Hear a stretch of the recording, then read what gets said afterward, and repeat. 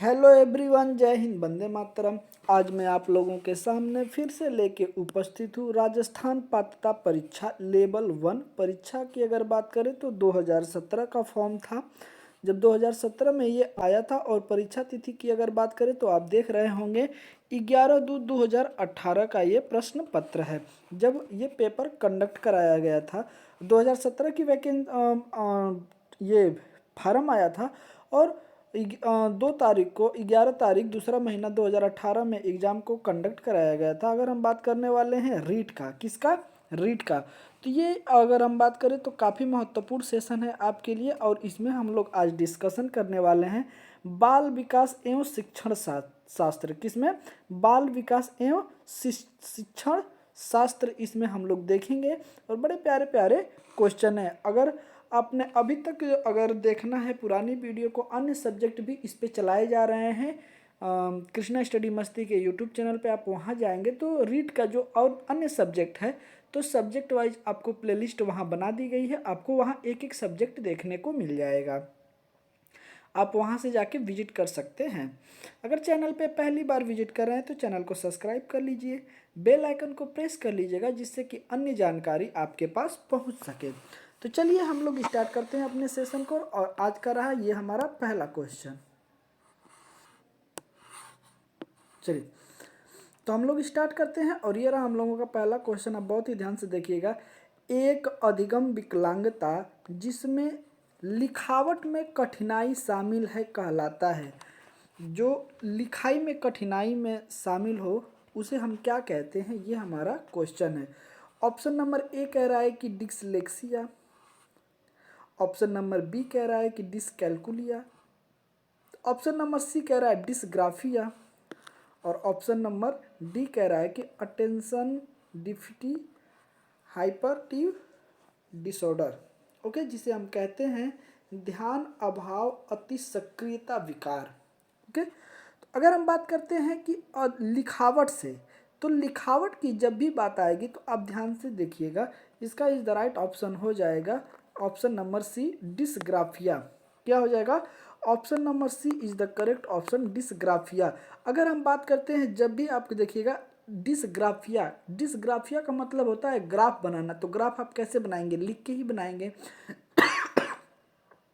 तो जब भी आपको ऐसा लगे कि ग्राफ की बात की जा रही है तो वो लिखावट से संबंधित आएगा विकलांगता। ओके, और वैसे ही अगर आप कह देगा गणना में, गणना की बात करेगा तो उसमें आपका हो जाएगा डिसकैलकुलिया, कैलकुलेटर। ओके, क्या है? डिसकैलकुलिया।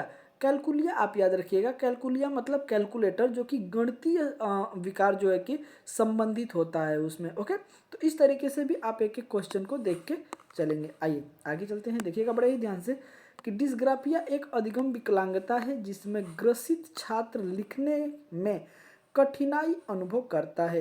इस विकार में छात्र का लेखन धीमा, भद्दा व त्रुटिपूर्ण होता है। छात्र लिखते लिखते शीघ्र ही थक जाता है तथा अपने अंगुलियों में दर्द महसूस करता है। ओके, इस तरीके से आपको यहाँ देखने को मिल रहा होगा।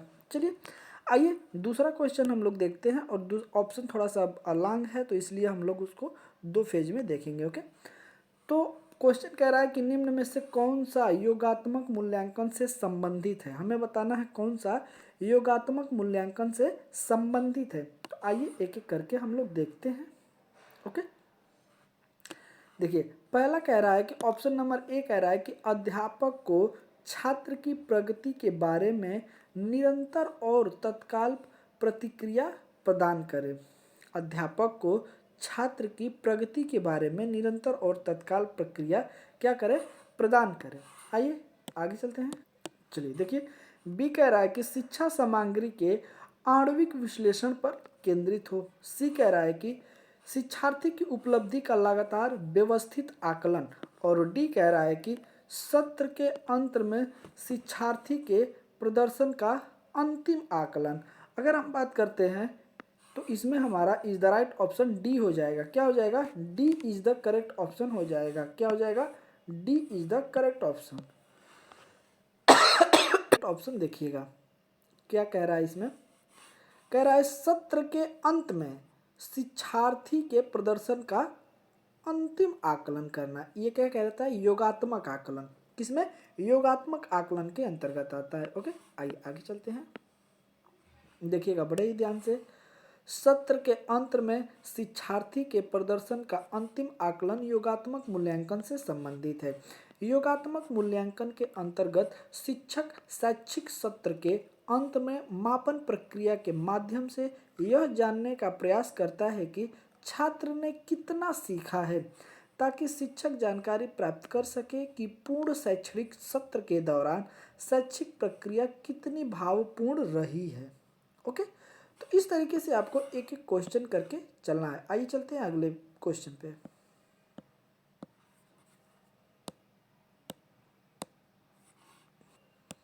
चलिए क्वेश्चन नंबर 3 देखिएगा क्या कह रहा है कि हार्वर्ड गार्डनर का कहना है कि कई प्रकार की बुद्धि या दिमाग के फ्रेम होते हैं, उसके द्वारा सुझाई गई बुद्धि की श्रेणी कौन सी है। तो हमें बताना है कि वो कौन सी है। ओके, चलिए देखते हैं कौन सी है। ऑप्शन की अगर हम बात करते हैं तो देखिएगा बहुत ही ध्यान से आप देखिएगा। ऑप्शन नंबर ए कह रहा है कि विश्लेषणात्मक बुद्धि, बी कह रहा है रचनात्मक बुद्धि, सी कह रहा है प्राकृतिकवाद बुद्धि और डी कह रहा है कि व्यवहारिक बुद्धि। अगर हम बात करते हैं हार्वर्ड गार्डनर के अनुसार, ओके, तो उस लिहाजे से हमारा is the right option D correct हो जाएगा। व्यवहारिक बुद्धि, किसका, व्यवहारिक बुद्धि करेक्ट ऑप्शन हो जाएगा D. D is the correct option. Okay, आगे चलते हैं, देखिएगा बड़े ही ध्यान से। हार्वर्ड गार्डनर द्वारा बुद्धि का सिद्धांत दिया गया, जिसमें गार्डनर महोदय ने बुद्धि को 9 श्रेणियों में विभाजित किया है। कितना, 9 श्रेणियों में। अब आइए वो श्रेणी कौन कौन सी हम लोग एक एक करके देख लेते हैं। देखिएगा पहली श्रेणी की अगर हम बात करते हैं तो भाषाई बुद्धि होता है। सेकंड की अगर बात करते हैं तो तार्किक गणितीय बुद्धि होता है। थर्ड की अगर बात करते हैं तो आस्थानिक बुद्धि होता है। फोर्थ की बात करते हैं तो शारीरिक गतिक बुद्धि होता है। और फिफ्थ की बात करते हैं तो संगीतीय बुद्धि होता है। आइए सिक्स की बात अगर हम करते हैं तो व्यक्तिगत आत्मन बुद्धि होता है। और अगर वहीं हम सेवेंथ की बात करते हैं तो व्यक्तिगत अन्य बुद्धि होता है। और एट्थ की बात करते हैं तो प्राकृतिक वादी बुद्धि होता है। और वहीं अगर हम बात करते हैं नाइन्थ का तो अस्तित्ववादी बुद्धि होता है। ओके, तो इनके अनुसार दिया गया था कि प्रश्न के कि हार्वर्ड गार्डनर द्वारा सुझाई गई बुद्धि एक प्राकृतिकवादी कौशल है। ओके, तो इस तरीके से भी आप याद रखिएगा, आपको यहाँ पे सारी चीज़ें देखने को मिल जाएंगी एक एक करके। आइए क्वेश्चन नंबर 4 देखते हैं। चलिए देखिए बड़े ही ध्यान से देखिएगा। क्वेश्चन नंबर 4 कह रहा है कि हमारे देश में कई बच्चे एक से अधिक भाषा बोलते हैं। निम्न में से पता लगाएं 2 भाषाओं को बोलने की क्षमता वाले बच्चों का सही लाभ है। ओके, सही लाभ है वही हमें बताना है। देखिएगा क्या है, आइए देखते हैं।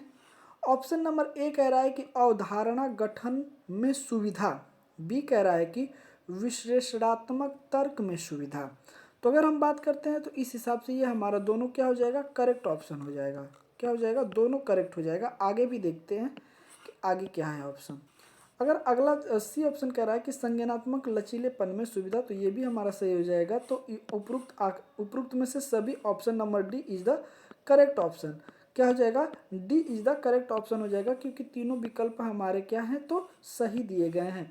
जब कोई बच्चा एक से अधिक भाषा बोलने में सामर्थ्य होता है तो बच्चों की विभिन्न कौशल सीखने में सहायता मिलती है, जो बच्चों में निम्न लाभ प्रदान करते हैं। पहला कह रहा है कि अवधारणा गठन में, बी कह रहा है कि संश्लेषणात्मक तर्क में, और सी कह रहा है कि संज्ञानात्मक लचीलेपन में। ओके, तो ये भी आप याद रखिएगा। आइए आगे चलते हैं, देखिएगा बड़े। आइए क्वेश्चन नंबर 5 देखिएगा, थोड़ा सा लंबा है तो इसलिए आपको 2 हिस्सों में करके इसको हम दिखाएंगे। आगे देखिएगा, एक अध्यापक कक्षा में कुछ गतिविधि कर रहा है, जैसे और न केवल यह पूछकर कि क्या हुआ, बल्कि यह भी पूछा कि कैसे और क्यों। ब कह रहा है कि उन्हें एक प्रश्न के विभिन्न उत्तरों तथा परख की तुलना करने में मदद करना जो वास्तव में सबसे अच्छा जवाब है। इन गतिविधियों से वह बढ़ावा देने की कोशिश कर रहा है। किसकी कर रहा है हमें बताना है। चलिए अगर हम बात करते हैं तो ऑप्शन नंबर ए कह रहा है कि एनालॉगी, बी कह रहा है क्रिटिकल थिंकिंग, सी की अगर हम बात करते हैं इंटरेटिव थिंकिंग, और डी कह रहा है हमारा कॉन्सेप्ट मैपिंग। क्या कह रहा है? Concept mapping. अगर हम बात करते हैं कि इसका राइट ऑप्शन क्या हो जाएगा, तो इसका राइट ऑप्शन हो जाएगा B. B is the correct option, critical thinking. क्या हो जाएगा? क्रिटिकल थिंकिंग, आलोचनात्मक सोच। Okay, option number B is the correct option. आगे चलते हैं, देखिएगा बहुत ही ध्यान से आप। उपरोक्त गतिविधियों के माध्यम से अध्यापक बच्चों में आलोचनात्मक सोच को बढ़ावा देने की कोशिश कर रहा है। आलोचनात्मक सोच के माध्यम से शैक्षणिक गतिविधियों के दौरान एक शिक्षक द्वारा छात्रों से प्रश्न पूछकर पाठ्य वस्तु के सर्वकालिक महत्व तथा कमियों की जानकारी प्राप्त किया जाता है, ताकि अंत में तुलना के आधार पर पाठ्य वस्तु के गुणों एवं दोषों की समग्र उपयोगिता को बढ़ावा दिया जा सके।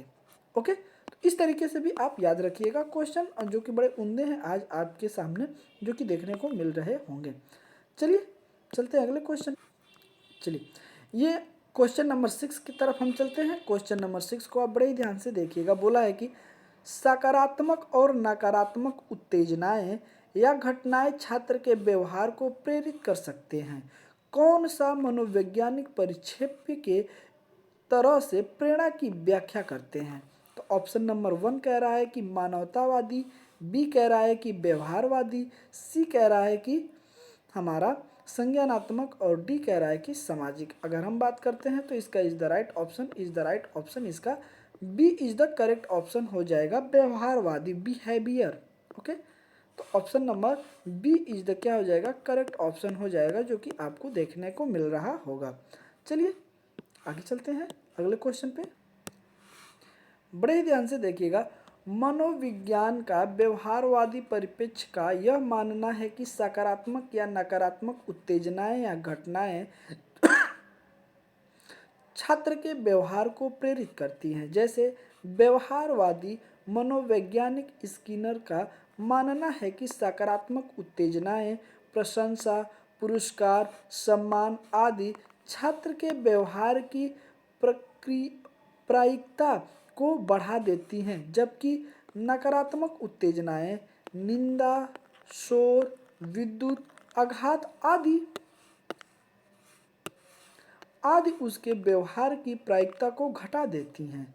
इस प्रकार व्यवहारवाद यह मानता है कि उत्तेजना उद्दीपन की प्रकृति अनुक्रिया व्यवहार को प्रभावित करती है।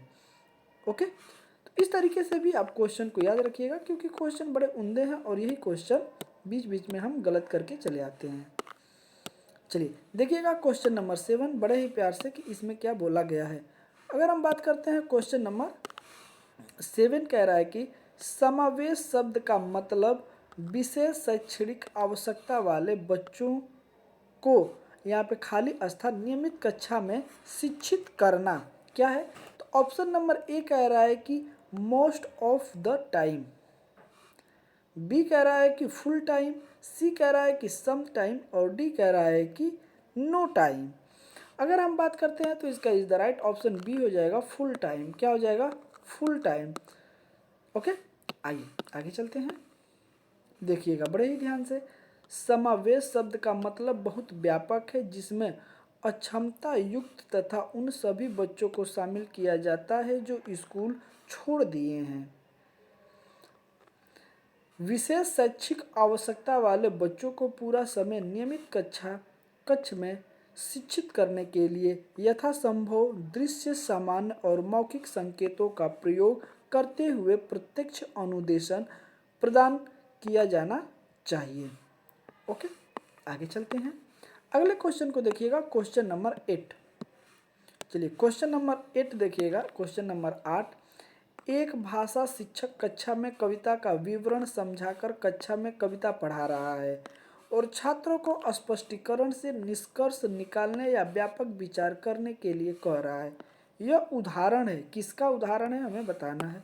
आइए चलिए, ऑप्शन नंबर ए कह रहा है कि आगमनात्मक तर्क, बी कह रहा है निगमनात्मक तर्क, सी कह रहा है अवधारणात्मक तर्क मानचित्रण, और डी कह रहा है कि परिकल्पना परीक्षण। अगर हम बात करते हैं तो इसका इज द राइट ऑप्शन हो जाएगा option number A. Option number A is the correct option. बच्चा जब तर्क करता है आगमन, ओके, पहले कोई चीज़ आप पढ़ा रहे हैं, फिर उदाहरण बता रहे हैं, फिर उसके बाद अगर बच्चा सोच रहा है, ओके, तो ये उदाहरण हो जाएगा आगमनात्मक विधि। क्या हो जाएगा? आगमनात्मक विधि हो जाएगा। Okay, option number A is the correct option. आगे चलते हैं, देखिएगा बड़े ही ध्यान से। यदि एक भाषा शिक्षक कक्षा में कविता का विवरण समझाकर कविता को पढ़ा रहे हैं तो उसका तात्पर्य यह है कि शिक्षक छात्र के पूर्व ज्ञान को नवीन ज्ञान मतलब ज्ञात से अज्ञात की ओर जोड़ने का प्रयास कर रहे हैं। यह एक आगमनात्मक तर्क का उदाहरण है। ओके, आइए चलते हैं अगले क्वेश्चन पे। क्वेश्चन नंबर 9 देखिएगा, बड़ा ही अच्छा क्वेश्चन है आपके समझ कि मनोविश्लेषण का मानना है कि एक प्राथमिक साधन है जिसके द्वारा ईगो आईडी पर आच्छद रखता है, क्या कहलाता है, उसे हम क्या कहते हैं? ऑप्शन नंबर ए कह रहा है कि सुपर ईगो, बी कह रहा है कि आमोद सिद्धांत, सी कह रहा है कि द्वंद्व, और डी कह रहा है कि दबाव। अगर हम बात करते हैं ईगो की, ओके, तो यह हमारा किस पे अगर देगा तो यह हमारा देगा दबाव देगा। क्या देगा? दबाव देगा। तो ऑप्शन नंबर क्या है? D. D is the correct option. Okay, दबाव देगा। क्या देगा? दबाव। आइए आगे चलते हैं, देखिएगा। सिगमंड फ्रायड ने व्यक्तित्व को स्पष्ट करने के लिए मनोविश्लेषणात्मक सिद्धांत का प्रतिपादन किया। व्यक्ति के मनोविश्लेषणात्मक सिद्धांत को दो मुख्य संप्रत्यय चेतन, अर्धचेतन, अचेतन, क्या है? चेतन, अर्धचेतन, अचेतन, और उसके बाद दूसरा है इदम, अहम, परा अहम। क्या है? इदम, अहम, परा अहम। फ्रायड के अनुसार इदम व्यक्ति अपने दमित इच्छाओं की तत्काल पूर्ति करने का प्रयास करने हेतु उकसता है, जबकि परा अहम जो सुपर ईगो होता है सामाजिक मान्यताओं व परंपराओं के अनुरूप कार्य करने की प्रेरणा देता है। अगर वहीं बात करते हैं ईगो की, तो जो अहम होता है इन दोनों के मध्य अंतः तार्किक करके व्यक्ति को वास्तविक धरातल पर तालमेल बैठाने का प्रयास करता है। अतः ईगो, इद और सुपर ईगो दोनों पर दबाव के द्वारा आच्छादित रहता है। ओके, क्वेश्चन आपको बहुत उम्दे लग रहे होंगे और आप देख रहे होंगे कि क्वेश्चन आपको अच्छे तरीके से समझ में आ रहे होंगे। आइए क्वेश्चन नंबर 10 देखते हैं। अंतःमुखता बहिर्मुखता व्यक्तित्व का लक्षण निम्न के द्वारा प्रभावित है। क्या है? ऑप्शन नंबर ए कह रहा है कि प्रस्तावित है। तो प्रस्तावित मतलब किसका? ये है कथन। ऑप्शन नंबर ए कह रहा है हमारा हैंस आई सिंक, बी कह रहा है कि आरबी कैटल, सी कह रहा है कि गार्डन अल्पोर्ट, और डी कह रहा है कि कार्ल रोजर्स। तो अगर हम बात करते हैं तो इसका इज द राइट ऑप्शन हम लोगों का ए हो जाएगा। क्या हो जाएगा? ए हो जाएगा hence I think. Okay, I think. Option number A is the correct option. आइए आगे चलते हैं, देखिएगा। छात्रों के व्यक्तित्व का अध्ययन करने के लिए विभिन्न मनोवैज्ञानिकों द्वारा अपने अपने प्रयोग के आधार पर व्यक्तित्व का वर्गीकरण किया गया है, जिसमें हैंस आई सिंक ने व्यक्तित्व को 4 भागों में बांटा है।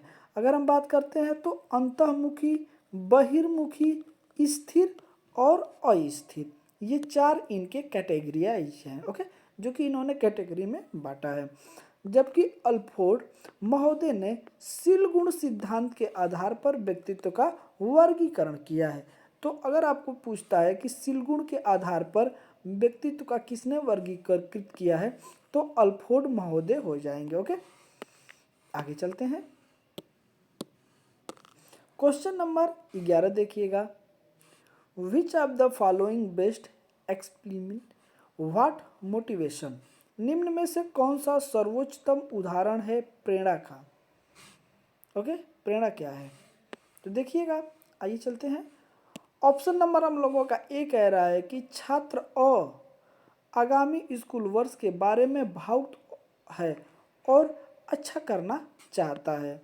बी कह रहा है कि छात्र ब सक्रिय है, अपने गणित वर्ग में अच्छा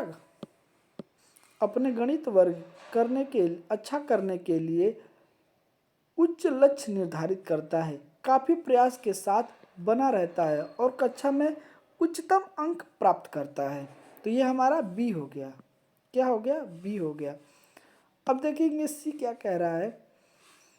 छात्र 100 यह क्या पूरा करना चाहता है पर अपना ध्यान निर्देशित करने में अच्छा है। अब आते हैं हम डी की बात कर लेते हैं कि डी क्या कह रहा है। छात्र द कड़ी मेहनत करती है, उसे शैक्षिक कार्य करने में सकारात्मक भावनाओं का अनुभव करती है। तो अगर हम बात करते हैं कि इसका राइट ऑप्शन क्या होगा, तो इसका राइट ऑप्शन बी हो जाएगा। ये बी वाला option. Okay, B is the correct option हो जाएगा। ओके, आइए आगे चलते हैं, देखिएगा क्या होगा। प्रेरणा गतिविधि क्या है? प्रेरणा गतिविधि को उत्तेजित करने, बनाए रखने और नियमित करने की प्रक्रिया है। यह प्रश्नगत प्रेरणा का सबसे उपयुक्त उदाहरण बी होगा। अब आइए बी में क्या क्या है, इस चीज को भी हम लोग देखते हैं। लोवेल के अनुसार प्रेरणा, किसके अनुसार? लोवेल के अनुसार प्रेरणा को एक औपचारिक रूप से मनोचिकित्सात्मक या आंतरिक प्रक्रिया के रूप में परिभाषित किया जा सकता है, जिसे किसी आवश्यकता द्वारा शुरू किया जा सकता है जो एक गतिविधि की ओर और उसे आवश्यकता को पूरा करेगा। ओके, आइए क्वेश्चन नंबर हम देखते हैं 12।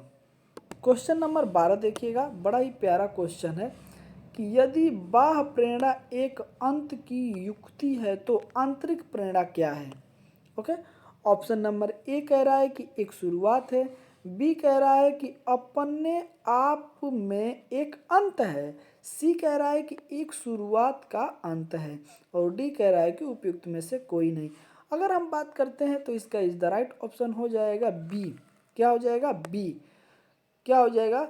अपने आप में एक अंत है, अपने आप में एक अंत। Option number B is the correct option. देखिएगा बड़े ही ध्यान से कि आंतरिक प्रेरणा स्वयं की वह इच्छा है जो नई चीज़ों और नई चुनौतियों को बाहर की ओर तलाश करती है। आंतरिक प्रेरणा एक प्राकृतिक प्रेरक है जो संज्ञानात्मक, सामाजिक और शारीरिक विकास में एक महत्वपूर्ण भूमिका निभाती है। आगे चलते हैं, देखिएगा इसके द्वारा आंतरिक रूप से प्रेरित हुई छात्रों की क्षमताओं में वृद्धि होती है और छात्राओं द्वारा स्वेच्छा से काम करते हुए अपने कौशल में सुधार किया जाता है, जबकि बाह्य प्रेरणा एक वांछित परिणाम प्राप्त करने के क्रम में एक गतिविधि है जो बाहर के प्रभावों से आता है। यह आंतरिक प्रेरणा के विपरीत है। आगे देखिएगा, अर्थात बाह्य प्रेरणा एक अंत की युक्ति है जो आंतरिक प्रेरणा अपने आप में एक अंत है। ओके, मुझे उम्मीद है कि ये सारी चीज़ें आपको अच्छे तरीके से समझ में आ रही होगी। आइए क्वेश्चन नंबर 13 हम देखते हैं। देखिएगा बड़े ही ध्यान से, दिया है कि एक व्यवस्थित विज्ञान जो स्वयं और वातावरण के साथ समायोजन को प्राप्त करने के लिए नियम, कानून और सिद्धांत प्रदान करता है वह कहलाता है। क्या कहलाता है हमें बताना है। आइए ऑप्शन देखते हैं। चलिए ऑप्शन देखिएगा, ऑप्शन नंबर ए कह रहा है कि अभिप्रेरणा। क्या कह रहा है? अभिप्रेरणा। बी कह रहा है दिमागी अयोग्यता और सी कह रहा है अधिगम और डी कह रहा है कि द्वंद्व। अगर हम बात करते हैं तो इसका is the right option B is the correct option हो जाएगा, मेंटल हाइजीन। ओके, दिमागी अयोग्यता। ओके, चलिए आगे देखते हैं। आगे आप ध्यान से देखिएगा, विश्व स्वास्थ्य संगठन दिमागी अयोग्यता मानसिक स्वास्थ्य को परिभाषित करते हुए कहता है कि सलामती की एक स्थिति है जिसमें किसी व्यक्ति को अपनी क्षमताओं का एहसास रहता है। वह जीवन के सामान्य तनाव का सामना कर सकता है, लाभकारी और उपयोगी रूप से काम कर सकता है और अपने समाज के प्रति योगदान करने में सक्षम होता है। ओके, आगे देखिएगा। इसीलिए एक व्यवस्थित विज्ञान जो स्वयं और वातावरण के साथ समायोजन को प्रदान करने के लिए नियम, कानून और सिद्धांत प्रदान करता है। तो यह क्या है? दिमागी अयोग्यता है। ओके ओके, ऑप्शन नंबर 20 का करेक्ट ऑप्शन था। आइए 14 नंबर देखते हैं क्वेश्चन, बड़े ही ध्यान से आप देखिएगा। एक समायोजक तंत्र में अतीत, वर्तमान और प्रस्तावित व्यवहार के अनुमोदित कारणों में तार्किक और सामाजिक रूप से सोचना शामिल है और यह क्या कहलाता है हमें बताना है। ऑप्शन की तरफ चलते हैं, ऑप्शन देखिएगा। चलिए, ऑप्शन नंबर ए कह रहा है कि प्रतिकरण, बी कह रहा है परिमेयकरण, सी कह रहा है कि प्रतिगमन और डी कह रहा है कि दमन। ओके, तो अगर हम बात करते हैं तो इसका इज द राइट ऑप्शन हो जाएगा बी। क्या हो जाएगा? बी, परिमेयकरण। परिमेयकरण option number B is the correct option, जो कि आपको देखने को मिल रहा होगा। देखिएगा बड़े ही ध्यान से। एक समायोजन तंत्र में अतीत, वर्तमान और प्रस्तावित व्यवहार के अनुमोदित कारणों में तार्किक और सामाजिक रूप से सोचना परिमेयकरण कहलाता है। परिमेयकरण या औचित्य स्थापना के द्वारा किसी भी कार्य व्यवहार को तार्किक आधार पर सिद्ध करने का प्रयास किया जाता है। इस युक्ति का प्रयोग तनाव को कम करने के लिए किया जाता है। ओके, आगे चलते हैं। देखिएगा क्वेश्चन नंबर 15, आप बहुत ही ध्यान से देखिएगा कि इसमें क्या बोला गया है। स्कूल की, देखिएगा, स्कूल की संगठन स्कूल की संगठनात्मक स्थापना छात्रों के अधिगम को प्रभावित करती है। यह पहलू उस श्रेणी से संबंधित है। किस श्रेणी से संबंधित है हमें बताना है। आइए चलते हैं। ऑप्शन नंबर ए कह रहा है कि क्रियात्मक कारण, बी कह रहा है हम लोगों का मनोवैज्ञानिक कारण, सी कह रहा है हम लोगों का सामाजिक कारण और डी कह रहा है कि अन्य कारक। ओके, तो अगर हम बात करते हैं इसका कि क्या है, यह पहलू उस श्रेणी से संबंधित है, तो हमारा हो जाएगा option number C is the correct option. क्या हो जाएगा? C is the correct option, social factors. क्या हो जाएगा? Social factors. Okay, option number C is the correct option, जिसे सामाजिक कारक कहते हैं। ओके, आइए देखते हैं क्या बोलता है कि स्कूल की संगठनात्मक स्थापना छात्र के अधिगम को प्रभावित करती है। यह पहलू सामाजिक कारण श्रेणी से संबंधित है। तो इस तरीके से आज हम लोगों ने 15 क्वेश्चन कंप्लीट कर लिया है और आगे के 15 क्वेश्चन जो है कि अगले सेशन में आपको कंप्लीट कराएंगे। ओके, तो सेशन आपको कैसा लगा जरूर आप हमें कमेंट करके बताएं, क्योंकि आपका कमेंट ही हमें ऊर्जावान बनाता है और मैं ऐसे ही प्रयास करता रहूँगा आपके लिए नए नए वीडियो लाने के लिए। जिनको भी रीट देना है 27 तारीख को, कि कब है, तो रीट का पेपर है लगभग, हमें उम्मीद है, कंफर्म नहीं हूँ, लेकिन मुझे उम्मीद है कि यह जो रीट का पेपर है यह आपका होने वाला है कब, 27 तारीख को। ओके, 27/2/2024 को यह आप 25 को, कब, 25 को यह आपसे कंडक्ट करा लिया जाएगा, जो कि राजस्थान सरकार बोली है। ओके, तो सेशन कैसा लगा जरूर आप हमें कमेंट कर बताइए और मिलते हैं आपसे अगले सेशन में। तब तक के लिए जय हिंद, वंदे मातरम। अपना ख्याल रखिएगा।